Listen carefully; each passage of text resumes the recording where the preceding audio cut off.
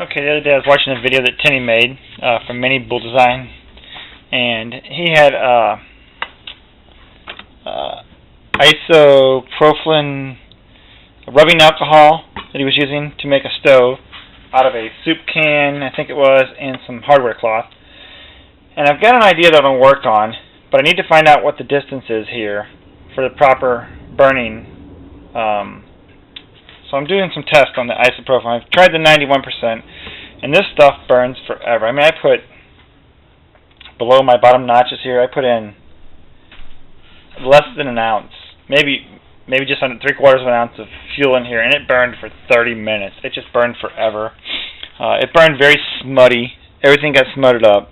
I didn't have a pot on or anything, so I was just doing my first test to see how it burned with the 91%, and it burned a long time. So I went out and got some 70% because that was what Timmy said burned best. So I'm going to give it a try with what he said burned best and see what I can get this to do. So we're going to give it a shot here, burn a little bit of this. I just want to see how the flames look on this compared to the other one.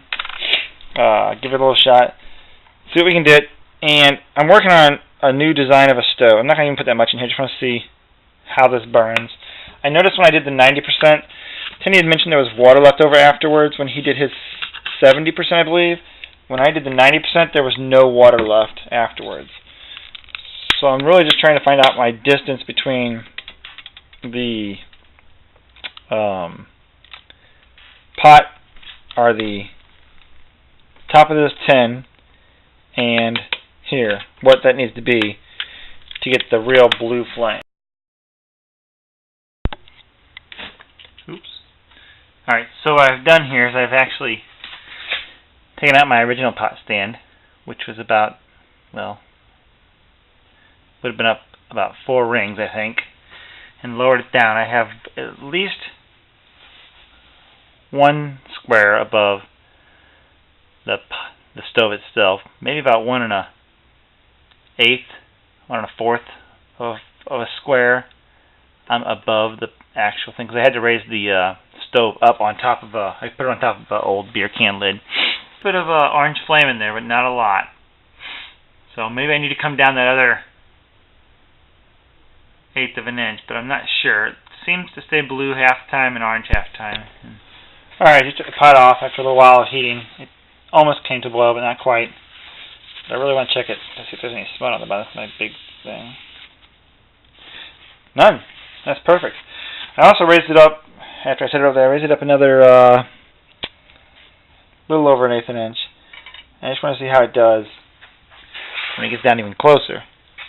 So now we're less than 1 square of the hardware cloth.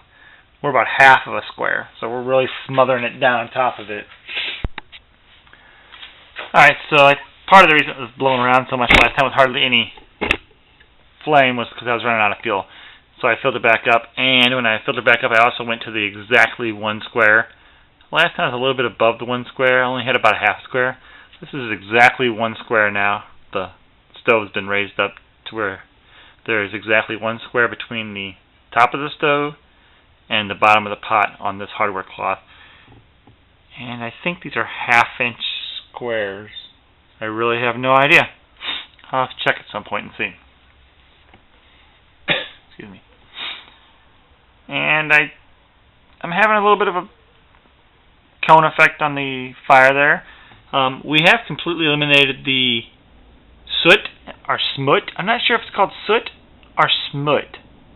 I think it's called soot, because that's what you'd see in a chimney is soot, right? I don't know. Somebody can correct me on that. But it is a very good flame now. And, you know, I don't know if it's doing any better as far as heat goes or not.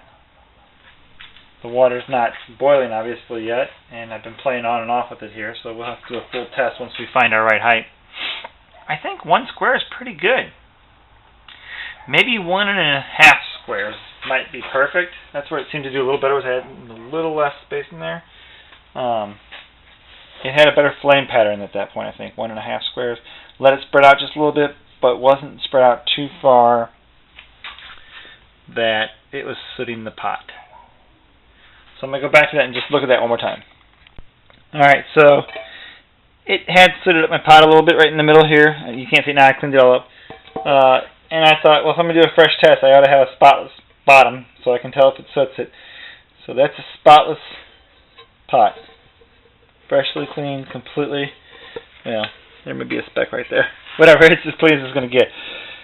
So we're going to do a complete test for the full boil, whatever time that takes. I don't know if it's 7, 8, 9, 10 minutes. I don't know how long it's going to take. Just started my fuel up again. Give it the 30 seconds or so to warm up again. And that was just from that last round. So you can see that was just way too much soot coming off of it. But when we had it at the 1 square, we weren't getting any soot at all. So I didn't know if the flame was hot enough to heat it up at that rate, at that spot, but we're going to find out. So I'm putting my lid on here. And that seems hot enough now. We're going to go ahead and place this on here. And restart the timer. Definitely a blue flame now. We'll come back when it's boiling, see where it goes, and I'm going to keep an eye on it for soot. Alright, so it's been 20 minutes. And we're at 182 degrees. I put a thermometer in. And 182 degrees is not going to make it. It's just not right. I don't know if I need to go back up to that higher level or what, or if it just needs more oxygen, more holes. But so far this plan's not going to work. 184 degrees. It may make it to 212, and I'm going to let it go.